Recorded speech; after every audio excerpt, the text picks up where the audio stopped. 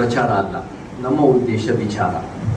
ನಮಗೆ ನಾವು for example ಅನೇಕ ಒಂದು ರೀತಿ ದೊಡ್ಡ ಪ್ರಮಾಣದ ವಿಚಾರಗಳು ಆಗಿದೆ. ಇವಾಗ ಸ್ಮಾರಕ ವಿಚಾರ ಆಗಿರ್ಬೋದು, ನಾವು ಎಲ್ಲೂ ಕೂಡ ಪ್ರೆಸ್ ಮೀಟ್ ಮಾಡಿ, ನಾವೆಲ್ಲೂ ಕೂಡ ಧರ್ನಾ ಮಾಡಿ ಮಾಧ್ಯಮದ ಮುಂದೆ ಬಂದಿರೋ ಪ್ರಶ್ನೆ ಅಲ್ಲ. ಮಾಧ್ಯಮನೇ ಎತ್ಕೊಂಡು ಅದನ್ನು ಭಾಳ ದೊಡ್ಡ ಪ್ರಮಾಣದಲ್ಲಿ ಮಾಡಿರ್ಬೋದು ಕೆಲವರು. ಈ ವಿಚಾರ ಇಲ್ಲಿ ನಡೆದಿರೋ ಬೀದರ್ನಲ್ಲಿ, ಬೆಲಕೋಣಿನಲ್ಲಿ ನಡೆದಿರೋ ಒಂದು ವಿಚಾರ ಕಮಲಾನಗರದಲ್ಲಿ ನಾವು ಉದ್ದೇಶಪೂರ್ವಕ ಮಾಧ್ಯಮದ ಮುಂದೆ ನಿಮ್ಮ ಮುಂದೆ ಬಂದಿದ್ದೀವಿ. ಈ ವಿಚಾರದಲ್ಲಿ ನಮಗೆ ಮಾಧ್ಯಮದವರ ಒಂದು ರೀತಿ ಅವರು ಅದನ್ನು ತೋರಿಸ್ಬೇಕು, ಅದನ್ನು ಬೆಳಕು ಚೆಲ್ಲಬೇಕು, ನಮಗೆ ನ್ಯಾಯ ಬೇಕು. ಸೊ ಈ ವಿಚಾರದ ನಮಗೆ ಪ್ರಚಾರ ಬೇಕೇ ಬೇಕು. ಯಾಕಂದರೆ ನಮಗೆ ನ್ಯಾಯ ಸಿಕ್ಕಿಲ್ಲ. ಈ ಆಳುವ ಶಕ್ತಿಗಳು, ಒಂದು ಆಡಳಿತ ವರ್ಗ, ಒಂದು ಪೊಲೀಸ್ ವ್ಯವಸ್ಥೆ ಎಲ್ಲೋ ಒಂದು ಕಡೆ ಹೊರಗೆ ಬರಬಾರ್ದು, ಈ ಸತ್ಯಗಳು ಅನ್ನೋ ರೀತಿ ಮುಚ್ಚೆ ಹಾಕ್ತಿರೋ ಕಾಣ್ತಾ ಇದೆ. ಸೊ ನಮಗೆ ಈ ವಿಚಾರದ ಪ್ರಚಾರ ಬೇಕು. ಬಟ್ ಬೇರೆ ವಿಚಾರಗಳಲ್ಲಿ ನಾವು ನಮಗೆ ಒಂದು ವಿಚಾರದ ನಡುವೆ ನಾವು ಮಾತಾಡ್ತಾ ಇರ್ತೀವಿ. ಕೆಲವೊಂದು ಮಾಧ್ಯಮದ ಶಕ್ತಿಗಳು ಅದನ್ನು ಎಲ್ಲೋ ಒಂದು ಕಡೆ ದೊಡ್ಡ ಪ್ರಮಾಣದಲ್ಲಿ ಬಿಂಬಿಸಿರ್ಬೋದು. ಬಟ್ ನಮಗೆ ಪ್ರಚಾರ ಅನ್ನೋ ಒಂದು ಉದ್ದೇಶ ಒಂದು ಉತ್ತಮ ಸಮಾಜ, ಒಂದು ಪರಿವರ್ತನೆಯ ಸಮಾಜ, ಆ ದಿಕ್ಕ ನಾವು ಕೆಲಸ ಮಾಡ್ತೀವಿ. ಗೊಂದಲ ಅನ್ನೋಕ್ಕಿಂತ ಸಮಾಜದ ಎಷ್ಟೋ ಸಮಸ್ಯೆಗಳಿಗೆ ನಮ್ಮ ವಿಚಾರಗಳ ಮುಖಾಂತರ ಅದಕ್ಕೆ ಪರಿಹಾರ ಕೊಡೋದು ನಮ್ಮ ಉದ್ದೇಶ ಹೊರತು ಗೊಂದಲ ಸೃಷ್ಟಿ ಮಾಡೋದಲ್ಲ. ನಮ್ಮ ಉದ್ದೇಶ ಸಮಸ್ಯೆಗಳಿಗೆ ಪರಿಹಾರ ಅನ್ನೋದು. ನಂಬರ್ ತಗೊಂಡು ಫೋನ್ ಮಾಡಿ ನಾವು ಹಿಂಗೆ ಇದನ್ನು ಒಂದು ಶಾಸ್ತ್ರದ ಒಂದು ಪರಿಹಾರ ಮತ್ತು ನ್ಯಾಯ ಸಿಗ್ಬೋದು ಅನ್ನೋ ದಿಕ್ಕಿನಲ್ಲಿ ನಮಗೂ ಹೋಗ್ಬೋದು. ನಾನು ಕೂಡ ಫೋನ್ ಮಾಡಿ ಮಾತಾಡ್ತೀನಿ. ಐಜಿಯನ್ನು ಕರೆದಿದ್ದಾರಂತೆ ಈ ಕೇಸ್ ಸಂಬಂಧಪಟ್ಟಂತೆ. ಸಾಧ್ಯವಾದರೆ SP ಅವರು ಆಫ್ಟರ್ನೂನ್ ಸಿಕ್ಕಿದ್ರೆ ಅಣ್ಣವ್ರಿಗೆ ಹೋಗಿ ಭೇಟಿ ಮಾಡುವಂಥ ಸಾಧ್ಯತೆಗಳು ಇದೆ. ಶೋರ್ ಇಲ್ಲ, ಸಾಧ್ಯತೆಗಳಿದೆ. ಇಲ್ಲಿ ಬಂದಂಥ ಎಲ್ಲ ಪತ್ರಿಕಾ ಮಾಧ್ಯಮದವರು ಅಣ್ಣವ್ರು ಕರೆ ಕೊಟ್ಟಿದ್ದಕ್ಕೆ ತಾವೆಲ್ಲರೂ ಬಂದಿದ್ದೀರಿ. ಈ ವೇದಿಕೆ ಪರವಾಗಿ, ಅಣ್ಣವ್ರ ಪರವಾಗಿ ತಮಗೆಲ್ಲ ಧನ್ಯವಾದಗಳು ಹೇಳ್ತೀವಿ. ಯಾರ್ಯಾರು ಇದನ್ನು ಒಂದಾಗಲಿ ಗಟ್ಟಿಯಾಗಿ ಹೋರಾಟ ಮಾಡ್ತಿದ್ದೆ ಅವರ ವಿಚಾರಗಳು ತಗೊಂಡು ನಾವೆಲ್ಲ ಜೊತೆಗೆ ಸೇರಿ ಅದು ಮುಂದಿನ ತೀರ್ಮಾನಗಳು ಮಾಡ್ತೀವಿ. ನಿಮ್ಗೆ ಅಪ್ಡೇಟ್ ಮಾಡ್ತಾ ಬರ್ತೀವಿ. ಹೊರಗೆ ಬರಬೇಕು, ಅದೇ ನಮ್ಮ ಮೂಲ ಉದ್ದೇಶ. ನಾವೇನು ಇಲ್ಲಿ ಬಂದು ಹಿಂಗೆ ಆಗಿದೆ ಹಾಗೆ ಆಗಿದೆ ಅಂತ ಅನ್ನೋದಕ್ಕಿಂತ, ನಾನು ಕೂಡ ನಿನ್ನೆ ಆ ಸ್ಥಳ ಹೋಗಿದ್ದೆ. ಅಲ್ಲಿ ತಂದೆ ತಾಯಿ ಹತ್ರ ಮಾತಾಡಬೇಕು ಅನ್ನೋದು ನಮ್ಮ ಉದ್ದೇಶ. ಕೆಲವು ದಿನಗಳಿಂದ ಎಲ್ಲೋ ಒಂದು ಕಡೆ ತಂದೆ ತಾಯಿನ ಅಲ್ಲಿ ಇರೋಕ್ಕೆ ಬಿಡ್ತಾ ಇಲ್ಲ, ಅಲ್ಲಿ ಬೇರೆ ಬೇರೆ ರೀತಿಯಲ್ಲಿ ನಮ್ಮ ಮಾತಾಡಕ್ಕೆ ಬಿಡ್ತಾ ಇಲ್ಲ ಅನ್ನೋ ಅನಿಸ್ತಾ ಇದೆ. ಸತ್ಯನೂ ಸುಳ್ಳು. ನಮಗೇನಾಗಬೇಕು ಅಂದರೆ ಏನು ನಿಜವಾಗ್ಲೂ ನಡೆದಿದೆ. ಯಾಕೆಂದರೆ ಇದು ಒಂದು ಭಾಳ ಗಂಭೀರವಾದ ಒಂದು ಪ್ರಕರಣ ಇಲ್ಲ, ಇದು ಒಂದು ಸಾವಾಗಿದೆ ಅಂದಾಗ. ಸೊ ನಮಗೆ ನಿಜವಾಗ್ಲೂ ಸತ್ಯ ಬರಬೇಕು. ಆ ಸತ್ಯನ ಹೊರಗೆ ತಂದು ನ್ಯಾಯ ಒದಗಿಸೋದೇ ನಮ್ಮ ಜಿಲ್ಲಾಡಳಿತ ಮತ್ತು ಪೊಲೀಸಿನ ಕರ್ತವ್ಯ. ಅದು ಬಿಟ್ಟು ಎಲ್ಲೋ ಒಂದು ಕಡೆ ಮುಚ್ಚುಮರೆ ಮಾಡ್ತಾ ಇದ್ದಾರೆ ಅಂದರೆ ಅದು ಯಾವೊಂದು ಪ್ರೊಟೆಕ್ಟಿವ್ ಒಂದು ರೀತಿ ಬಲಿಷ್ಠವಾದ ಶಕ್ತಿಗಳನ್ನ ಪ್ರೊಟೆಕ್ಟ್ ಮಾಡೋ ಪ್ರಶ್ನೆ ಬದಲೇಬಾರ್ದು. ಸರ್, ಈಗ ಹೋರಾಟ ಏನ್ ಮಾಡುತ್ತೆ ಅಂದ್ರೆ ಅದು ಒಂದು ರೀತಿ ಪಾರದರ್ಶಕವಾದ ಒಂದು ವಸ್ತುನಿಷ್ಠವಾದ ಒಂದು ತನಿಖೆ ಮಾಡಿ ಅದು ನಿಜವಾಗ್ಲೂ ಏನ್ ನಡೆದಿದೆ. ಯಾಕಂದ್ರೆ ಈ ಒಂದು ರೀತಿ ಬೇರೆ ಬೇರೆ ರೀತಿ ನೋಡಿದ್ರೆ ಇದರಲ್ಲಿ ಅದು ಒಂದು ಸೂಸೈಡ್ ಅನ್ನೋದಕ್ಕಿಂತ ಅದಕ್ಕಿಂತ ಮೀರಿತ್ತು ಅಂತ ನಮಗೆ ಅನಿಸ್ತಾ ಇದೆ. ಒಂದು ಅನುಮಾನಾಸ್ಪದ ಸಾವಿದೆ ಇದು ಅನ್ನೋದು ಎಲ್ಲರಿಗೂ ಗೊತ್ತಿದೆ. ಸೊ ಆ ದಿಕ್ಕಿನಲ್ಲಿ ನಮಗೆ ಒಂದು ಪಾರದರ್ಶಕವಾದ ಒಂದು SIT ತನಿಖೆ ಆಗಬೇಕು. ಅದಕ್ಕೆ ತಕ್ಕಂತೆ ಕಾನೂನು ಕ್ರಮ ಆಗಬೇಕು, ಬೇಗ ಆಗಬೇಕು. ಸರ್, ಈಗಾಗಲೇ ದುರ್ಬಳಕೆ ಆಗ್ತಾ ಇರೋದು ಇದು ನಮಗೆ ಏನು ಸತ್ಯ ಇದೆ ಅಂತ ಹೊರಗೆ ಬರಬೇಕು. ನಮಗೆ ಯಾರು ವ್ಯಕ್ತಿ ಮೇಲೆ ನಾವು ಟಾರ್ಗೆಟ್ ಮಾಡ್ತಾ ಇಲ್ಲ. ನಮಗೇನು ಅನಿಸ್ತಾ ಇದೆ ಅಂದರೆ ಈ ಒಂದು ರೀತಿ ಇದು ಎಲ್ಲೋ ಒಂದು ಕಡೆ ಪವರ್ಫುಲ್ ವ್ಯಕ್ತಿಗಳಿಗೆ ಸಹ ಒಂದು ಹತ್ರ ಇರ್ಬೋದು ಆರೋಪಿ ಅನ್ನೋ ಕಾರಣಕ್ಕೆ ಅವ್ರು ಪ್ರೊಟೆಕ್ಟ್ ಆಗಬಾರ್ದು. ಎಲ್ಲರೂ ಕಾನೂನು ಅಡಿಯಲ್ಲಿ ಒಂದೇ ಅಂದಾಗ ನಮಗೆ ಪಾರದರ್ಶಕವಾದ ಒಂದು ತನಿಖೆ ಆಗಿ ಅದಕ್ಕೆ ತಕ್ಕಂತೆ ನಮಗೆ ಶಿಕ್ಷೆ ಆಗಬೇಕು ಅಂತ ನಾವು. ನನ್ನ ಹೆಸರು ಶಕ್ತಿಕಾಂತ್ ಮಾವೇದೊಡ್ಡಿ ಅಂತ ಹೇಳಿ.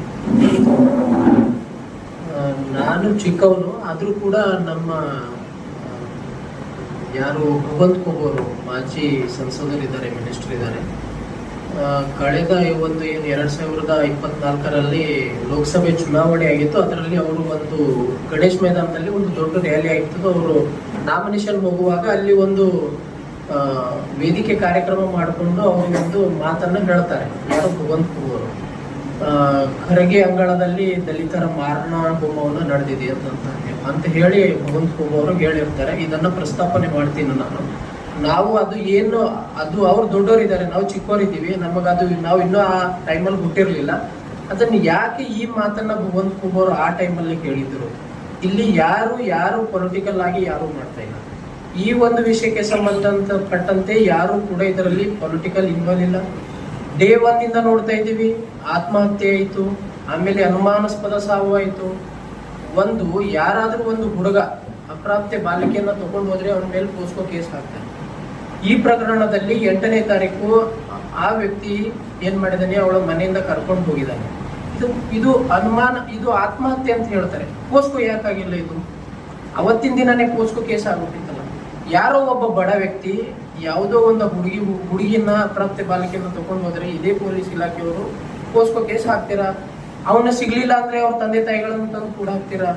ಬಟ್ ಈ ವಿಷಯದಲ್ಲಿ ಯಾಕೆ ಆ ತಂದೆ ತಾಯಿಗಳ ಸ್ಟೇಟ್ಮೆಂಟ್ ಇದೆ, ಅಣ್ಣನ ಸ್ಟೇಟ್ಮೆಂಟ್ ಇದೆ, ಅವ್ರ ಅಜ್ಜಿನ ಸ್ಟೇಟ್ಮೆಂಟ್ ಇದೆ, ನನ್ನ ತಂಗಿಯನ್ನ ಇವ ರಾತ್ರಿ 11 ಗಂಟೆಗೆ ತಗೊಂಡು ಹೋಗಿದಾನ ಅಂತ ಹೇಳಿ, ಆದ್ರೂ ಕೂಡ ಇದನ್ನ ಪೋಸ್ಕೋ ಹಾಕಿಲ್ಲ ಪೊಲೀಸ್.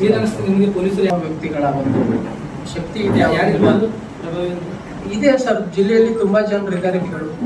ಅದನ್ನ ನಾವು ಹೇಗೆ ಹೇಳಕ್ ಬರುತ್ತೆ, ಇವರೇ ಇದಾರೆ ಅಂತ. ಸರ್ ಈಗ ಏನೇನು ಸತ್ಯತೆಗಳಿದೆ ಅದಕ್ಕೆ ನಮಗೆ ನ್ಯಾಯ ಬೇಕು. ಸೊ SIT ತನಿಖೆ ಅನ್ನೋದು ಈ ಒಂದು ಅಪ್ರಾಪ್ತ ಬಾಲಕಿ ಅದೇನಾಗಿದೆ, ಏನೇನು ಕೇಸ್ಗಳು ಬೇಕಾಗುತ್ತೆ, ಒಂದು ಪ್ರಾಪರ್ ಇನ್ವೆಸ್ಟಿಗೇಷನ್ ಆಗಬೇಕು. ಅದಕ್ಕೆ ಸಂಬಂಧಪಟ್ಟಂಗೆ ನ್ಯಾಯ ನಮ್ಮ ಫಸ್ಟ್ ಅಜೆಂಡಾ ಪಾಯಿಂಟ್. ಸ್ಥಳೀಯ ಪೊಲೀಸರು ನಂಬಿಕೆ, ಸ್ಥಳೀಯ ಪೊಲೀಸ್ನವರ ಮೇಲೆ ಅನೇಕ ವರ್ಷಗಳಿಂದ ಎಲ್ಲೋ ನಮ್ಮ ಹೋರಾಟಗಾರರ ಮೇಲೆ ಸುಳ್ಳು ಕೇಸ್ಗಳು ಹಾಕಿ ಹೆದರಿಸಿ ಅವ್ರ ಮೇಲೆ ಒಂದು ರೀತಿ ದಬ್ಬಾಳಿಕೆ ಮಾಡ್ತಿರೋ ಆರೋಪಗಳು ಬರ್ತಾ ಇದೆ. ಅದು ಎಲ್ಲರಿಗೂ ಒಂದು ಇಟ್ಸ್ ಓಪನ್ ಸೀಕ್ರೆಟ್ ಅಂತ ಬರ್ತಾ ಇದೆ. ನಮಗೆ ಏನು ಬೇಕು ಅಂದರೆ SITನಲ್ಲಿ ನ್ಯಾಯ ಬೇಕು.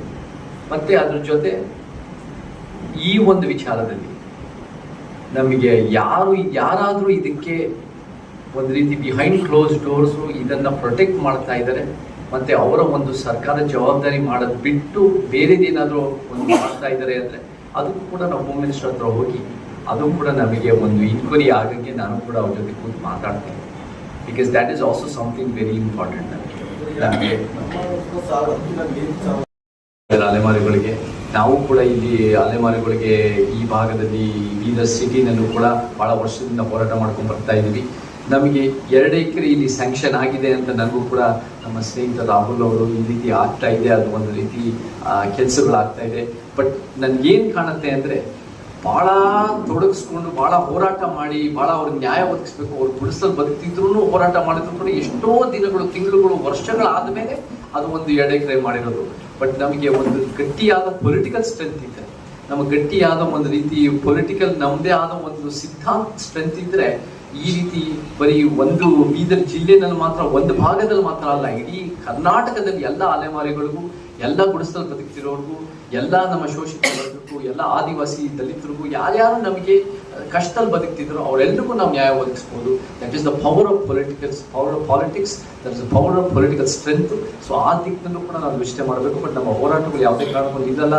ಹೋರಾಟದ ಯಶಸ್ಸು ಭಾಳ ದೊಡ್ಡ ಪ್ರಮಾಣದಲ್ಲಿ ಅಲೆಮಾರಿಗಳ ಪರವಾಗಿ ಅವರಿಗೆ ನ್ಯಾಯ ಒದಗಿಸೋಕ್ಕೆ ನಮ್ಮ ಹೋರಾಟದ ಮಿತ್ರರು ಮತ್ತು ಎಲ್ಲ ಒಂದು ಸಂಘಟನೆಗಳು ಈ ಬೀದರ್ನಲ್ಲಿ ಭಾಳ ಗಟ್ಟಿಯಾಗಿ ಕೆಲಸ ಮಾಡ್ತಾ ಇದ್ದಾರೆ.